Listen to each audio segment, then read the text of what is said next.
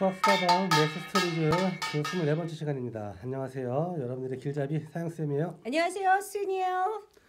자, 지난 시간까지 우리는 숫자 지옥에서 살았어요. 네, 머리가 아파요. 예, 그래서 자연수의 탄생부터 시작해서 네, 마지막에 이제 유리수의 곱셈과 나눗셈까지 쭉 살펴봤었죠. 그러면서 자연스럽게 각 수체계가 가진 뭐 성질이라든지 그다음에 연산과 관련된 여러 가지 의미들을 같이 살펴봤어요. 네, 오늘부터는 이러한 숫자 지옥에서 좀 벗어나서 네. 새로운 형태의 학문에 대한 이야기를 좀 해볼 건데요. 아, 그렇군요. 수학의 분야 중에 하나인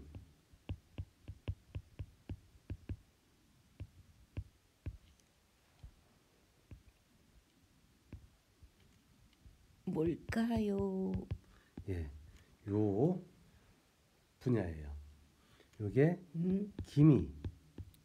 조짐을 나타내는 기자이고요. 아, 이것은 어찌 하자예요. 어찌야. 합치면? 그래서 기하가 되겠죠. 아, 기하. 예. 아, 이제 여기다 이제 학자를 붙여서 어찌합니까요? 어찌한가요? 기하학인데 말이 좀 이상하잖아요. 기미가 보인다. 어떤 기미가 보이니? 뭐 기미가 어때? 어찌하여 기미인가? 그래서 이 도대체 뭔 뜻인지 알기가 좀 어려워요. 이 한자만 봐도 어찌합니까요네요. 그래서 이 한자가 이제 어떻게 만들어진 건가 이제 살펴봤는데 네. 고등학교 때 선생님한테 물어봤더니 때리더라고요. 왜요? 문제나 풀으래요. 근데 저는 단어의 뜻이 이해가 안 되면 잘 납득이 안 돼서 그 뒤로도 계속 이제 얘가 도대체 무슨 단어야라고 고민하다가 나중에 좀 알게 됐는데 원래 이제 영어로는 지오메트리라는 단어예요. 지오메트리. 예. 두 단어의 합성인데 지오는 뭐 내셔널 지오그래피, 무적 지오레인저, 땅, 지구란 뜻이에요. 메트리는 음악실에 똑딱똑딱 하는 놈 메트로놈이라고 하잖아요. 걔랑 똑같은 단어인데 재다, 측정하다. 이런 뜻입니다. 그러니까 사실은 땅을 뭐 하는 것, 잰다. 예, 재고 측정하는 것에서부터 출발한 그러한 학문이구나라는 걸 알 수 있는 거죠. 땅 따먹기인가요? 땅 따먹기는 아니고 왜 이런 것들이 학문으로서 자리 잡게 되는지는 잠시 뒤에 살펴보기로 하고 예. 어쨌든 여기 이제 중국을 통해서 이제 우리나라로 전해지면서 네. 중국 사람들한테 요 한자를 적어주고 읽어주세요 그러면 지어라고 읽어요. 지어. 오, 비슷하네요. 예, 그러니까 음차에서 만든 단어예요. 그러니까 우리말로 해석을 하면 별로 의미가 아무것도 없나요? 없어요. 그냥 음만 갖고 온 거군요. 그렇죠. 아. 중국인들이 이제 영어를 받아들일 때 자기네 식으로 이제 발음을 표현해서 이제 만드는 단어들이 꽤 많잖아요. 예를 들면 뭐 코카콜라는 뭐 가구 가락이라고 쓴다든지. 그 일본말 아닌가요? 아니요, 그건 중국어예요. 아, 그래요? 한자어로 이 가능할 가짜를 써서 뭐 입이 즐겁다라고 몰라요. 즐거울 낙자 해가지고 이렇게 그렇죠. 표현을 했던 것처럼 그냥 음차만 해서 만든 거예요. 비슷한 게 이제 함수. 그럼 뜻을 굳이 해석하지 않아도 돼요. 예, 맞아요. 그냥 요 단어 자체로 보는 게 더 나은 거죠. 함수라는 단어도 마찬가지예요. 상자 함자에다가 숫자 수를 쓰거든요. 그러니까 상자수가 돼버려요. 우리말로 하면. 그래서 이것도 뭐야 그랬더니 펑션이라는 단어가 이제 함수를 나타내는 단어인데 이거 역시 중국인들한테 한자 적어주고 읽어주세요 그러면 펑스라고 읽어요. 그러니까 음차에서 만든 거예요. 그러니까 대수학처럼 어떤 의미를 가진 단어가 아니고 음만 따서 만든 단어이기 때문에 우리한테 별 의미가 없는 단어가 될 거죠. 근데 어쩔 수 없죠. 뭐 중국을 통해서 우리가 수학을 받아들였고 발전시켰기 때문에 이런 문제들이 좀 발생했는데 그럼 기하학은 뭘 잰다? 땅의 넓이를 혹은 길이를 이런 잰다? 것들을 재는 것. 이러한 것이 왜 필요했냐면 이제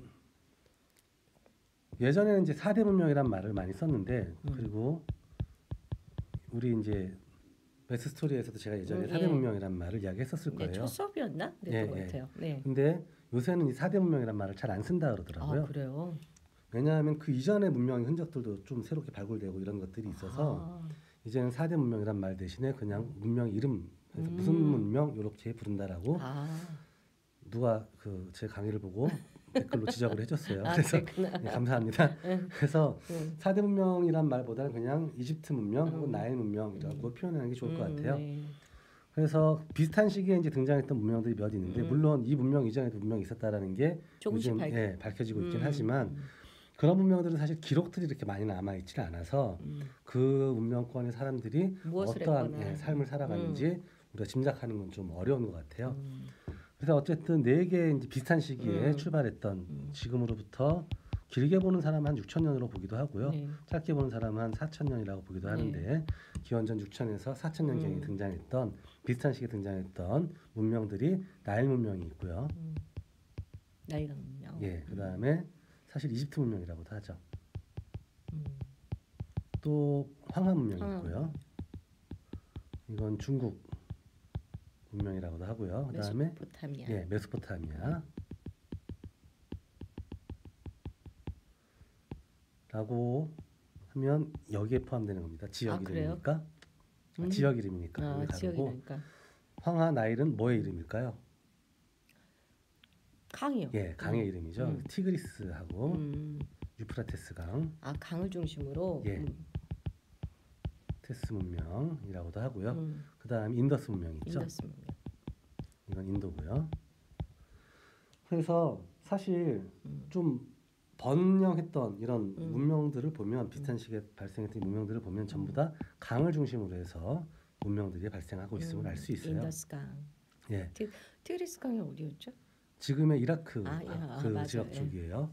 어쨌든지간에 이런 형태를 보면 결국 이 문명의 발생이라는 것들이 강하고 밀접한 연관을 맺고 있구나라는 네. 걸 알 수 있죠. 왜 그러냐면 사실 문명이 발생하려면 대규모의 집단 생활이 가능해져야 되거든요. 그 이전까지 수렵이라든지 사냥. 예, 채집, 사냥이라든지 채집 활동만 통해 가지고 먹을 거리를 구할 때에는 집단이 작을수록 좋아요. 그렇죠. 왜냐하면 입이 적어야지 먹고 살기가 수월하니까. 근데 농경이 시작됨으로써 비로소 이제 사람들이 대규모의 집단 생활을 할 수 있는 네, 토대가 만들어지게 되죠. 그렇죠. 그래서 대개 이제 이 시기에는 벼가오보다는 밀 중심의 이제 농경이 시작되었던 시기라고 보아도 무방하다라는 겁니다. 네. 그럼 이러한 농경, 농사짓고 살려다 보니까 다 뭐 주변에, 강 주. 예, 강 주변에 사람들이 모여 살 수밖에 없게 되겠죠. 네. 근데 강 주변에 모여 사는 건 좋은데 문제가 있죠. 이 강이 맨날 이렇게 잔잔하게 잘 흘러도 가기만 하고 범람하는 일은 그렇죠. 허다겠죠. 지금도 많이들 그러는데. 예. 근데 우리나라는 천혜의 땅인 것 같아요. 한반도 안에서는 이제 비가 많이 와가지고 강이 범람을 해도 사실 심각할 정도로 많이 범람하지는 우리 입장에서 심각하죠. 뭐 그럴 수 있겠죠. 근데 사실은 그렇다고 해가지고 뭐 뭐 문명 전체가 서울 시내, 없어지거나. 네, 서울시 전체 면적만큼이 물에 잠긴다거나 아니면 남한 전체 전체가. 면적이 물에 잠긴다거나 그러진 않잖아요. 그렇진 않죠. 근데 고대 이제 강의 범람이라는 것이 이제 아프리카 대륙이 있고 여기 나일강 요런 쪽에 있어요. 근데 사실은 한번 강이 범람하면 요 정도가 물에 잠겼었던 것 같아요. 저 넓이는 정말 어마어마한 넓이거든요. 한번 강이 범람해가지고 땅이 물속에 잠기면 4개월 동안 물이 빠지질 않았대요. 길긴 하네요. 예, 그러니까 한번 우기가 시작돼서 강이 넘치고 땅이 강물 속에 잠기기 시작해서부터 이제 비가 그치고 강물이 다 빠져서 땅이 드러날 때까지 걸렸던 총 시간이 4개월 정도가 됐던 거죠. 기네요. 그래서 이게 문제가 뭐냐면 강물이 빠지고 나면 이 4개월이 지나고 나면 너무너무 풍요로운 땅이 돼요. 기름진 땅이 된다는 거예요. 왜냐하면 4개월 동안 물속에 잠겨 있었으니까 영양소가 얼마나 많이 흙 속에 녹아 있겠어요. 그러니 씨만 뿌리면은 퍽퍽퍽 자라는 거죠. 그러니까 농사짓고 살기에 너무 풍요롭고 기름진 땅이 되는데 문제는 뭐냐하면 그 전까지 사람들이 모여서 나름대로 경계선도 짓고 그래서 땅을 나누어서 농사를 짓고 있었을 거잖아요. 그렇죠.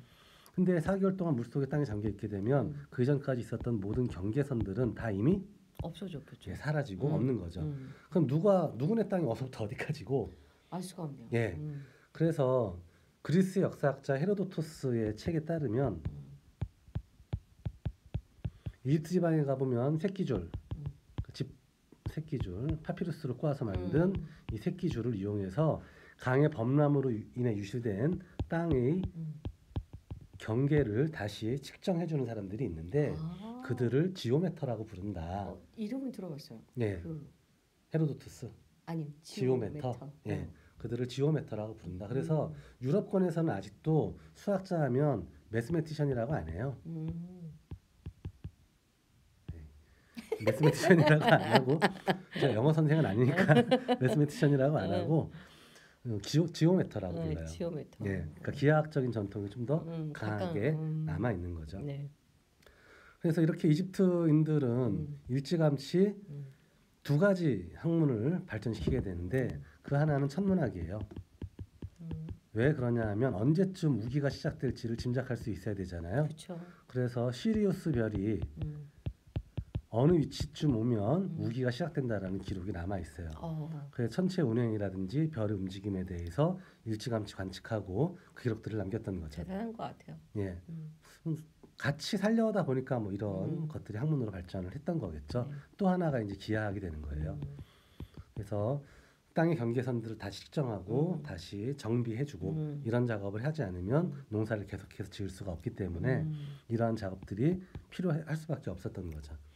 근데 이게 약간 경제 논리랑 비슷하네요. 우리 땅 따먹기 많네요. 남의 땅은 빵 뺏어 먹는 건 아니지만 내 땅을 뭐 그렇게 볼 수도 있고요. 또 하나는 뭐냐면 이 강의 범람으로 인해서 생기는 문제들을 최소화하기 위해서는 강의 물길을 좀 바꾼다든지 그래서 대규모의 토목공사들이 또 필요하거든요. 그렇죠. 그래서 대규모의 토목공사들을 하려다 보니까 강력한 중앙집권적인 국가들이 만들어질 수밖에 없게 돼요. 왕을 중심으로 한. 그걸 결정해 줘야 되니까. 그렇죠. 그래서 무언가 강력한 파워를 가진 권력자가 등장하지 않으면 그런 대규모의 공사들이 안 되거든요.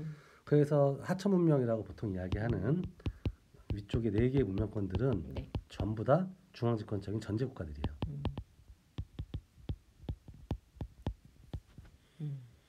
그러다 보니까 이제 어떤 문제가 발생하냐 하면 이집트의 피라미드 건축이라든지 여러 가지 기하학적인 이론들을 집대성에서 이론화해서 책으로 남긴 사람이 이모테프라는 사람인데 저번에 말씀하셨던 예, 이화 정도인가? 그렇죠.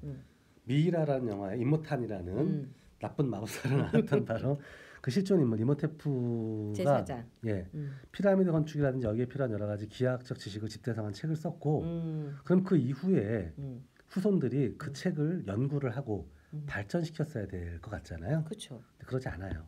그래요? 예, 왜요? 그냥 이모테프님의 가르침을 따르면 돼요. 왜냐하면 아까 이야기했듯이 여긴 전제주의잖아요. 왕 빼고 누군가가 한 명만 알면 된다. 그렇죠. 왕 빼고는 다 바빠요. 그러니까 먹고 사는데 필요한 문제를 해결하면 되는 거지 그것을 학문적으로 좀 더 연구하거나 이론적으로 발전시킬 필요 따위가 없었던 별로 없었던 거죠. 그래서 살아가는데 필요한 이론 정도로만 남기고 사실 그 이상의 어떤 추상적인 학문으로서 자리 잡지는 못하게 되죠. 그래서 어떻게 표현하냐면 이 시각도 사실은 다분히 서구 문명권 중심의 시각이긴 해서 마음에 안 들긴 하지만 어쨌든 현재 이제 수학사가들은 이렇게 표현하는 거죠. 이집트에서는 기하학적 지식을 가지고 있었다. 근데 기하학이 학문적으로 자리 잡지는 못했다. 그래서 기하학을 학문적으로 발전시킨 것은 사실은 고대 그리스 문명이에요. 그래서 고대 그리스인들은 얘네들이 뭐 똑똑하고 잘나가지고 뭐 기하학이 학문으로 자리 잡은 건 아닌 것 같고요.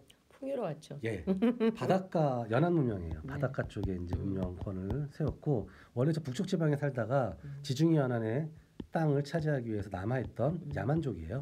얘네들이 잘했던 건 쌈질 그런 거 잘해서 토착민들 붙잡아다가 노예를 부리고 자 먹고 살고 뭐 하천문명처럼 강력한 중앙집권적인 국가가 필요하지도 않아요. 왜냐하면 자연재해 이런 게 없거든요. 그러다 보니까 먹고 살기 좋고 그래서 가문과 가문들이 결합해가지고 도시국가를 만드는 형태로 나라가 만들어져요. 네.